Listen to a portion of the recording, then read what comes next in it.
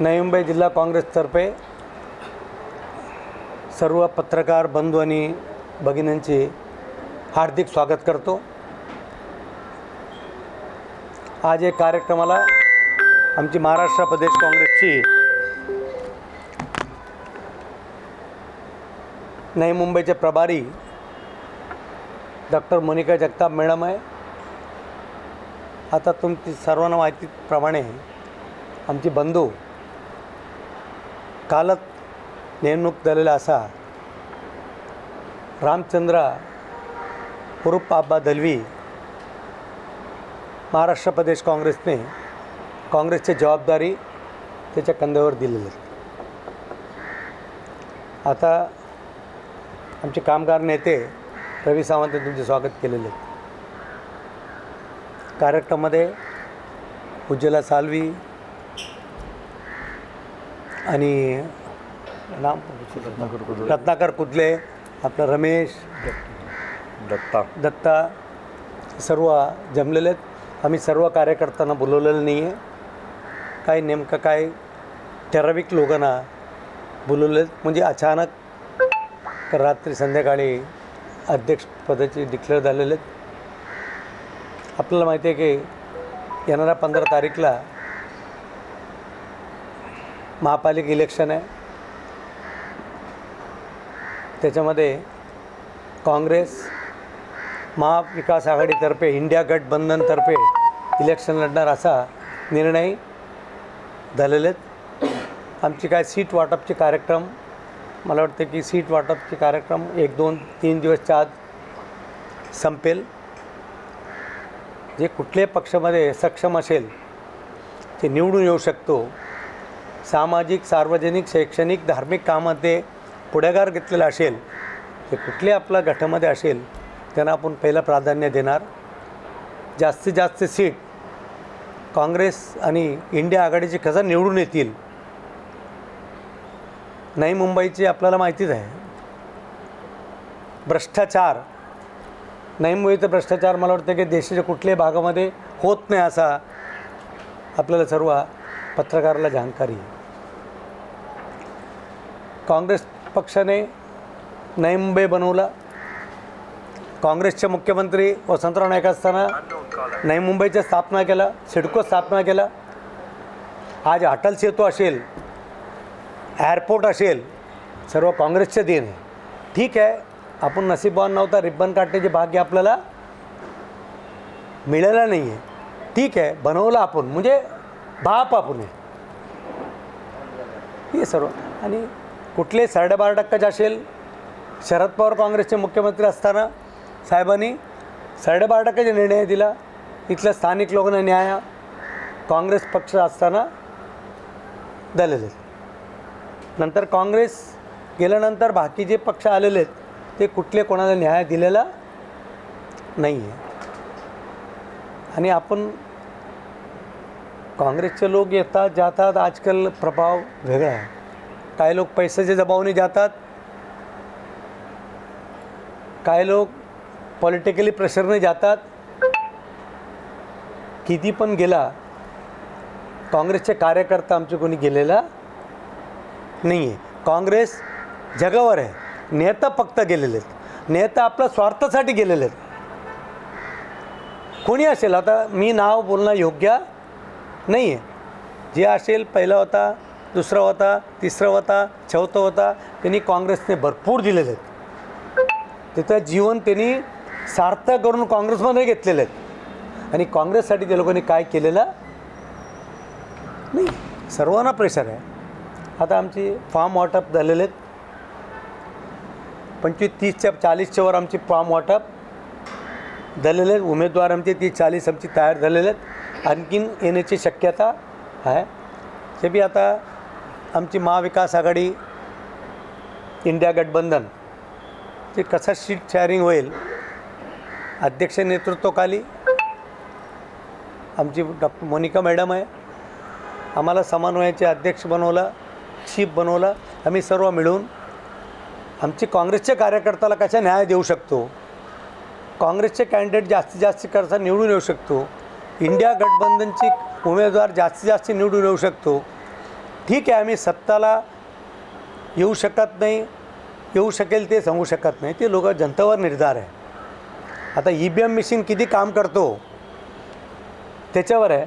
भारत देश आता हरियाणा असेल, बिहार असेल, जनताने निवडून दिलेलं नाही आहे, EVM मशीनने निवडून दिलेले आहेत. ते पराक्रम मला वाटतं की मुंबई, नवी मुंबई परिसर, ताना असेल, सर्वकडे ते चालणार आहे. आमचे पक्षाचे प्रमुख, आमचे नेते राहुल गांधी वोट चोरीबद्दल दरवेळा रस्त्यावर उतरलेले आहेत. परवा मोर्चा पण केला. ते कुठले फरक ज्युडिशियरला, इलेक्शन कमिशनरला, कोणाला फरक काय पडत नाही. आपलं धर्म आहे, आपलं कर्तव्य आहे, इलेक्शन लढणं भाग आहे. ते नंतर काय करतील, काय होतील देव जाणे. आम्ही पत्रकार, तुम्ही सर्व जागृत आहोत. पत्रकारांनी थोडा लक्ष द्यावा, कुठे गडबड होऊ नये, मनमानी होऊ नये. म्हणजे आमची समोर दोन पार्टी मोठा आहे, एक शिंदे गट आणि गणेश नाईक गट. BJP असं म्हणत नाही आपण, ते गट झालेले गट आहे. म्हणजे BJPमध्ये बहुत सारा गट आहे. त्यासाठी गणेश नाईक गट आणि शिंदे गट म्हणू शकतो. हां, ते लोक करोडो रुपये खर्च करतील, आमचे लोकांना आयात करतात. तुम्ही 1 करोड घ्या, 2 करोड घ्या, 3 करोड घ्या, आमच्या पक्षात या. ठीक आहे, आमची काँग्रेस पक्ष आहे, सर्व धर्म समभाव मानणारा पक्ष आहे. आम्ही कोणाला पण पैशामध्ये विकत देणार नाही आहे. जनता आपला बरोबर आहे. काँग्रेस पक्षाने, काँग्रेस सरकारने जनतेचे काम केलेले आहेत, सामाजिक सार्वजनिक सर्व काम केलेले आहेत. त्याप्रमाणे आम्ही आता इलेक्शनला उतरले आहेत. आपल्याला विनंती आहे की अपप्रचार कमी करून डेव्हलपमेंट प्रचार आपण करू शकतो. काय काय करू शकतो त्यासाठी तुमची सहकार सहयोगची आम्हाला गरज आहे. रामचंद्र दलवीला महाराष्ट्र प्रदेश काँग्रेसने नवी मुंबईची जबाबदारी दिला, त्यासाठी आम्ही संपूर्णपणे त्याच्याबरोबर आहे. आता काँग्रेस मजबूत होईल, नवी मुंबईमध्ये गल्ली गल्लीमध्ये काँग्रेस दिसेल, असं आम्ही सर्व मिळून करून देणार आहे. काय पूर्वी काळामध्ये काय लोकांची चूक झाला असेल, कोणी सोडून गेला असेल, काय अर्थ नाही. अर्थात 2 मुलं असतो, 3 मुलं असतो बापाला, नंतर आईबापाला आश्रमामध्ये जावं लागतात. असं परिस्थिती आहे. असं आमची परिस्थिती नाही आहे. काँग्रेस मजबूत आहे, काँग्रेसची जनता आमची बरोबर आहे आणि आम्हाला पूर्ण विश्वास आहे. नवी मुंबईचे पत्रकारसुद्धा काँग्रेसला दयामया देणार असा आम्हाला पूर्ण विश्वास आहे. जय हिंद, जय महाराष्ट्र. सर्वांना नमस्कार. परवाच रात्री झालेल्या घडामोडीनंतर काल आमचे प्रदेश अध्यक्ष सन्माननीय हर्षवर्धन सपकाळ साहेबांनी आम्हाला टिळक भवनला बोलवलं होतं आणि चर्चा झाली की आता पुढे काय म्हणून. आणि हा होऊ घातलेला वॉर टाईम आहे. तुम्ही पाहिलं जाता महिनाभरामध्ये निवडणुका आहेत, तर सगळ्यात मोठं चॅलेंज हे पहिल्या आधी निवडणुकीला सामोरं जाण्याचं आहे. आणि अशा या वॉर टाईममध्ये आमच्या पक्षाध्यक्षांनी आणि पक्षाने माझ्यावर जो विश्वास टाकला आणि मला जिल्हाध्यक्षपदावरची धुरा सांभाळण्यासाठी सांगण्यात आली, तर त्यासाठी मी माझ्या पक्षश्रेष्ठींचं, माझ्या अध्यक्षांचं आणि त्याचबरोबर माझे हे सर्व सहकारी, हे जे आमचे लढवय्ये जे पक्षात आहेत, जे आज एका विचारधारेला, काँग्रेस पक्षाच्या विचारधारेला, आयडिओलॉजीला मानणारे जे आहेत, त्यांच्या सहकार्याने मी ही धुरा सांभाळण्याचा निर्णय घेतला. परिस्थिती सध्या खूपच विचित्र आहे. तुम्ही पाहताय सर्व पक्षांचीच, आमची जसं नाही, सर्वच पक्षामध्ये हलचल आहे. कोणी इकडे जात आहे, कोण तिकडे जात आहे, बरेचसे लोक सोडून जात आहेत.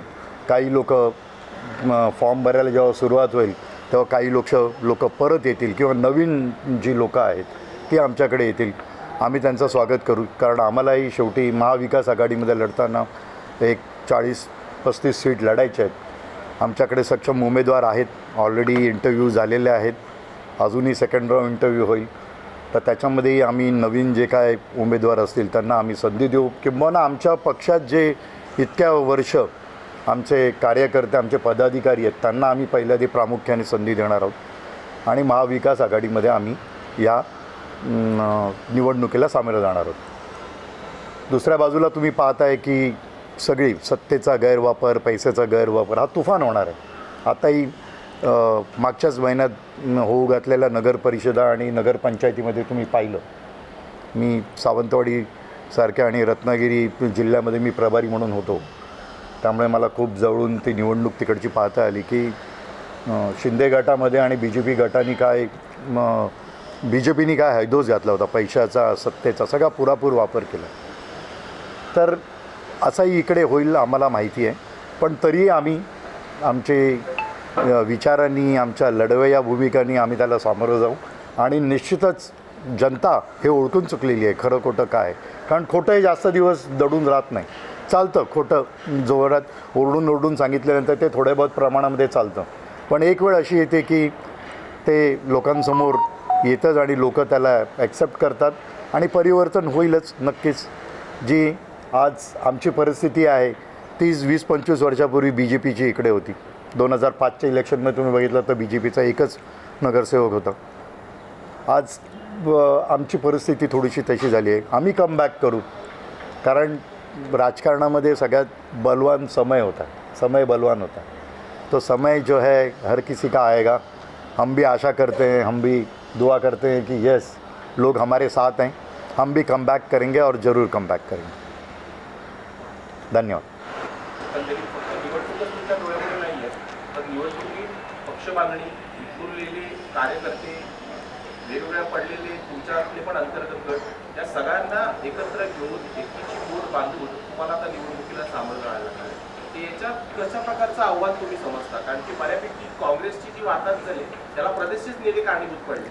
आणि प्रदेशचे नेत्यांनी कधी काँग्रेसच्या आणि नवी मुंबईच्या नेत्यांकडे ढुकून बघितलं नाही, त्याच्यामुळे आज काँग्रेसची अवस्था आली.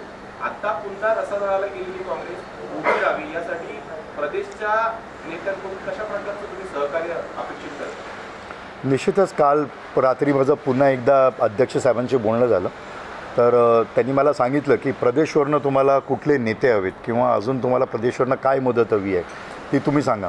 मी अध्यक्षांना सांगितलं की आज दुपारी आमची बैठक होणार आहे. आमचे जे सगळे प्रमुख नेते आहेत, आमच्या मोनिका मॅडम आहेत, नंतर मग संतोष अण्णा आहेत, साळवे मॅडम आहेत, रवींद्र सावंत, कुदळे, सगळे जे आमचे जे आहेत त्यांच्याशी आम्ही चर्चा करून आम्ही आता एक स्ट्रॅटेजी प्लॅन करणार आहोत की नक्की आपल्याला कशाची गरज आहे. जसे आम्हाला काही राज्य पातळीवरचे नेते इकडे लागतील तर आम्ही त्यांना बोलवणार आहोत, त्यांची मदत घेणार आहोत. आणि त्याचबरोबर अजून जी काही वेगळी स्ट्रॅटेजी बनेल, महाविकास आघाडीबरोबर बसल्यानंतर त्यांच्याबरोबर प्रचार करताना आमची त्यांना मदत होईल, त्यांची आम्हाला मदत होईल. त्यांचे काही नेते बोलवून कशी काय त्याची आम्हाला त्याचं मतांमध्ये परिवर्तन करता येईल ह्याचा आज आम्ही बैठक घेऊ आणि मग त्याप्रमाणे प्रदेश अध्यक्षांना कळून प्रदेशवरून आम्हाला मदत करण्याची जी आहे ती कमिटमेंट आलेली आहे. नवी मुंबईत जरी महायुतीची सरकार असलं आणि राज्यात जरी महायुतीचं सरकार असलं तरी मात्र बरेचसे प्रश्न आहेत जे सुटलेले नाही आहेत. बऱ्याचशा समस्या नागरिकांच्या अद्यापही प्रलंबित आहेत. मग ते शहरातले नागरिक असो घेऊन तुम्ही या निवडणुकीत उतरता. आता तर आमचे सैनिक शिपाई म्हणजे आमचे उमेदवार असणार आहेत, जे आम्ही प्रभागामध्ये ज्यांना आम्ही तिकीटं देणार आहोत. तर त्या प्रभागामधले जे प्रश्न आहेत तेच आता त्यांचा आवाज उठवतील. कारण मी म्हटलं तसं हा वॉर टाईम आहे. आता 15 तारखेला निवडणुका आहेत, त्यामुळे ज्या ज्या प्रभागामध्ये ज्या ज्या वॉर्डात जे काय प्रश्न असतील ते प्रश्न आम्ही आता जनतेच्या दारात घेऊन जाणार. जेव्हा आम्ही दारोदारी प्रचार करणार आहोत तेव्हा आम्ही तो प्रश्न त्यांच्यासमोर मांडू, त्यांचं हे माहिती करून घेऊ, त्यांच्या ज्या काय अडचणी आहेत त्या. आणि जे काय आमचे उमेदवार निवडून येणार आहेत, निश्चितच मला वाटतं की आमचे बऱ्यापैकी महाविकास आघाडीचे उमेदवार निवडून येतील. आणि मग त्याच्यानंतर ते प्रश्न महानगरपालिकेला असतील, सिडकोच्या द्वारी असतील किंवा शासनाच्या द्वारी ते जाऊन आम्ही त्या प्रश्नांसाठी नक्कीच लढा देणार आहोत. किती जागासाठी तयारी तुम्ही करताय? किती जागा मागणार आहात? काय चालू आहे. काँग्रेस पक्ष म्हणून आम्ही आढावा घेतोय, पण एक साधारणपणे आमची जास्तीत जास्त जागा आहेत त्या महाविकास आघाडीकडे मागणं ची आमची तयारी आहे. आणि त्याप्रमाणे प्रायमरी आमचं फोनवर डिस्कशनही झालेलं आहे. सुरुवातीला तर असाच फॉर्म्युला आहे की साधारणपणे 3मध्ये डिस्ट्रीब्यूट व्हावं म्हणून आणि प्रत्येकाने 30-35 जागा लढाव्या म्हणून. काही वेळेला त्यांचे काही उमेदवार आमच्याकडे येऊन आमच्या चिन्हावर लढतील, अशी तडजोड करूनच आम्ही सगळे एकमतांनी लढणार आहोत. बरेचसे नगरसेवक दुसऱ्या पक्षात गेले पण आता त्या नगरसेवकांची जागा काँग्रेसच्या तिकिटावर निवडून दिलेल्या होत्या म्हणून त्या जागांवर तुमचा दावा आहे राहणार आहे का? हो नक्कीच हा ना, नक्कीच. नक्कीच. कारण कसं आहे तुम्ही पाहत असाल की तिकडे वोटर्स बंच ऑफ वोटर्स जे आहेत ते आजही काँग्रेस पक्षाबरोबर आहेत. व्यक्ती निघून गेली म्हणून थोडा बहुत फरक त्याच्याबरोबर पडत असतो, कारण त्या व्यक्तीबरोबर जे विचारधाराला जुळलेले जे काय त्यांचे 10-15 कार्यकर्ते असतात ते कधी कधी जातात, कधी नाही जात, ते राहून जातात पक्षामध्ये. पण मतदार जे आहेत ते अजूनही काँग्रेस पक्षांबरोबर आहेत आणि हे सर्वांनाच ज्ञात आहे, विरोधकांनाही ज्ञात आहे की बाबा काँग्रेसचे वोटर्स पॉकेट्स कुठे आहेत आणि लोक आज कुठल्या विचारधारेची लोक काँग्रेसला मतदान करणारी आहेत. त्यामुळे तो दावा तर राहणारच आहे आणि आम्ही नवीन जागाही त्यांच्याकडनं मागण्या करतो. म्हणत होतं की हां बोला. देखील उघडीत होणार आहेत. तुम्हाला अपेक्षा आहे की काही हो नक्कीच. म्हणजे 23 तारखेनंतर जेव्हा फॉर्म भरायला सुरुवात होईल तेव्हा समोरच्या विरुद्ध दिशेला तुम्हाला खूप उलटापालटी होताना दिसेल. त्यांचे काय समीकरण आहेत ती ते युतीत लढतील नाही लढतील हा त्यांचा प्रश्न आहे, परंतु नक्कीच व्हॅक्यूम क्रिएट होईल आणि आम्ही जे आमच्या विचारांबरोबर येणारे लोक असतील आणि निवडून येणाऱ्या ज्या उमेदवार सीटा असतील त्यांना आम्ही संधी देऊ. संतोष अण्णा ने आपको पहले ही बताया कि लोगों को लालच दिया जा रहा है और उनको अपना लग रहा है कि यहाँ अस्तित्व जो है हमारा उस तरफ जाएंगे तो टिका रहेगा, तो खुद का स्वार्थ और अस्तित्व टिकाने के लिए वो पक्षांतर कर रहे हैं. उनके पास कोई भी आइडियोलॉजी कोई भी विचारधारा नहीं है, इसकी वजह से वो जा रहे हैं. उन्होंने ठान ली है, उनका एक ही टारगेट है कि मुझे हुक और क्रुक नगर सेवक होना है और वहाँ जा रहा हूँ तो मुझे जो है सत्ता का बल मिलेगा, आर्थिक बल मिलेगा, या उनको अपने पे कॉन्फिडेंस नहीं है, वहाँ जाने के बाद उनको लग रहा है कि मैं चुन के आऊँगा, इसकी वजह से वो पक्ष छोड़ के जा रहे हैं. तर तुम्ही महाविकास आघाडी म्हणून विचार करताय, तर शिवसेना आणि मनसे सुद्धा एकत्र लढण्याची तयारी आहे का? आपण मनसेसोबत पण घेणार आहात? आता तर आमची शिवसेना आणि राष्ट्रवादीबरोबर चर्चा सुरू आहे. त्या आमच्या बैठका झाल्यानंतर मग ते पिक्चर क्लिअर होईल. पण महाविकास आघाडीमध्ये आम्ही लढणार आहोत एवढं मात्र निश्चित. सर आपण बघतो की आता देशभरात मतदार याद्यांमध्ये फार गोळ चालला आहे. नवी मुंबईमध्ये पण हाच गोळ होताना दिसतो. ते यावर काय आपण उपाययोजना काँग्रेस पक्षाने केली आहे का किंवा काय नियोजन केलं आहे?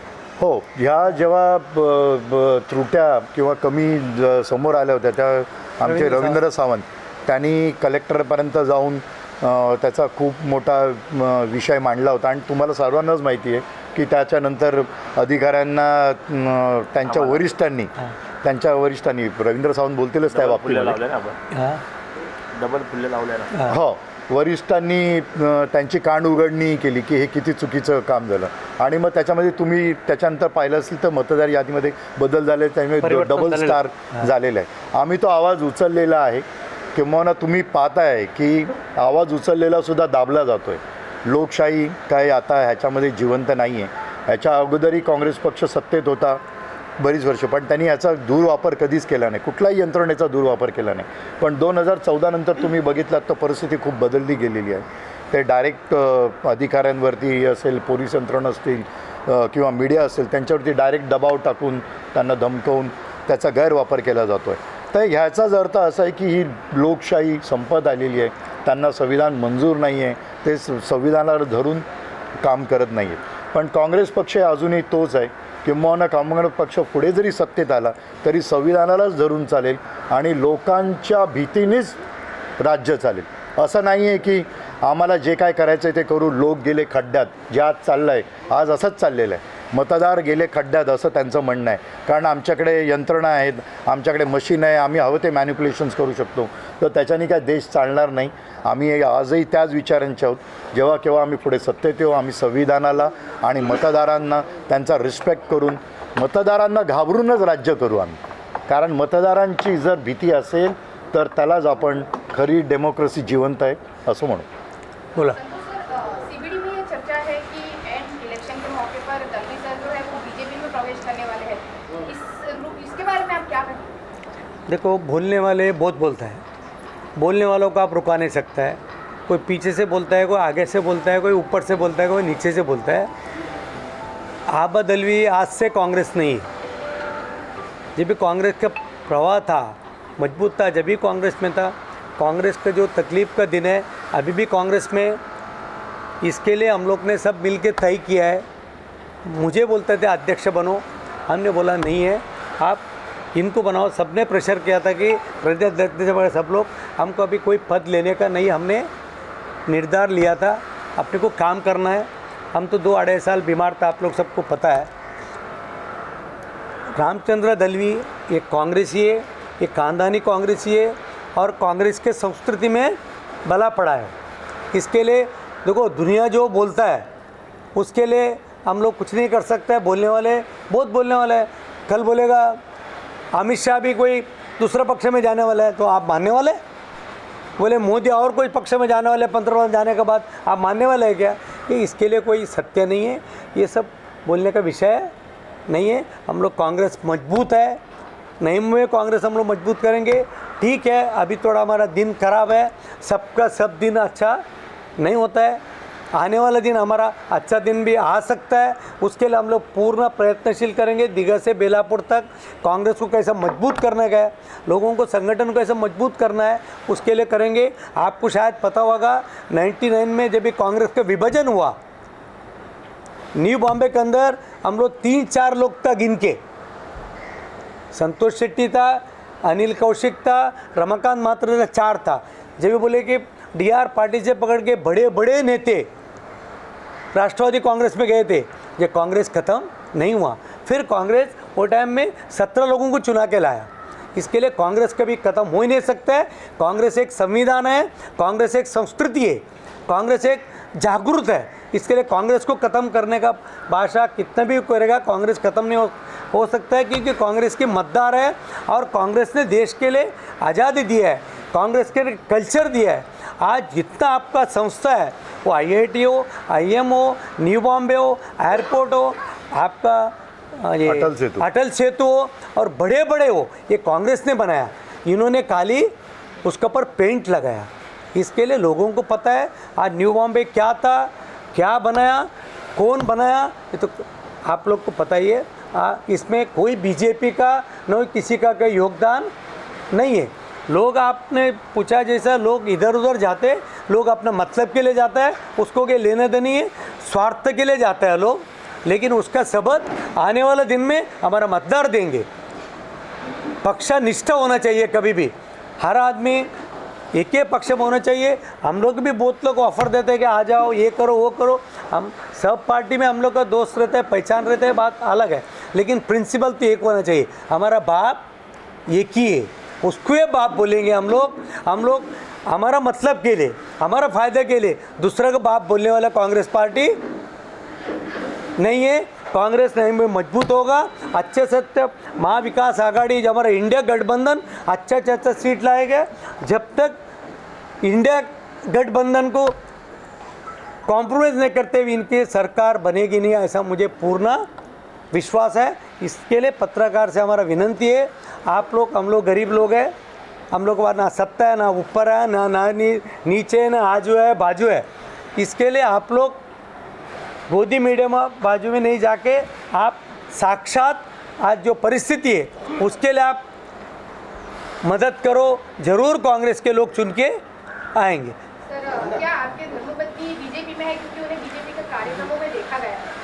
ठीक है, देखो लोकशाही है, लोकशाही में कोई बीजेपी जाता है, कोई दूसरा पक्ष जाता है, उसके लिए लोकशाही में अपन किसको बोल नाही सकता है। कार्यकर्त्यांना काय सांगा? ऐकून घ्या, माझ्या सर्वांना विनंती आहे, आब्बा दलवी एक एज्युकेटेड आहे, चांगल्या समाजातून आलेले आहेत, कुठलेही त्याच्याकडे मतभेद नाही आहे, त्याच्या नेतृत्वाखाली काम करायला सर्वांना उत्साह आहे, सर्व कार्यकर्ता कालपासून एकदम उत्साहित आहे। तुम्ही मीडियामध्ये बघितलं असेल, ते व्हॉट्सअप मीडियामध्ये बघितलं असेल, सर्व उत्साहिक आहे। पहिला महाराष्ट्र प्रदेशने चूक केला, काय केलं त्याच्याबद्दल आम्ही बोलणं इच्छुक नाही आहे। चूक झाला असेल, सर्व समाजामध्ये, सर्व संस्थांमध्ये, सर्व पार्टीमध्ये चूक होतात, ते आम्ही त्यांना मान्य करतो। ते करायला नाही पाहिजे होता, कोणाच्या दबावाखाली, कोणाच्या डब्बाखाली काही झाला असेल त्याच्यावर आम्ही बोलत नाही आहे।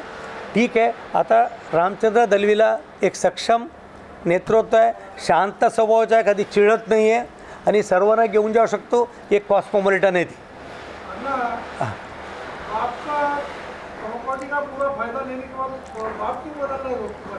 बघा, लोकशाहीमध्ये आजपर्यंत आता BJP सरकार केंद्र सरकारमध्ये त्याच्यामध्ये खरा BJP किती आहे? 50 तर हे घ्या. सर्व काँग्रेसमधून दुसऱ्या पक्षातून गेलेले लोक आहे. हे लोकांची इच्छा, हे लोकांकडे कोणी नव्हता. BJPकडे एकच खासदार होता. सर्व हे लोकांनी सत्तामध्ये आपल्या लोकांना घेऊनच केलेले आहेत. आजी बरोबर आहे. अशोक चव्हाण साहेबांना आमचे नेता होता पूर्वी. अशोक साहेबांनी काँग्रेसला भरपूर दिलेत. त्याच्या वडीलला मुख्यमंत्री केला, त्यानं मुख्यमंत्री केला. आता सर्व घेतल्यानंतर आम्हाला काय नाही दिला, कुछ नाही बोलणं हो त्याच्या दुर्दशा आहे. हॅलो, त्याच्या कमी पण आहे. तुम्हाला आता तुम्हीच प्रश्न विचारला, अशोक चव्हाणला काँग्रेस पक्षाने काय कमी केला? नाही केला. हां, त्याच्या करप्शन होता, त्याच्या अंगावर येतात म्हणून काँग्रेस पक्ष सोडला असेल.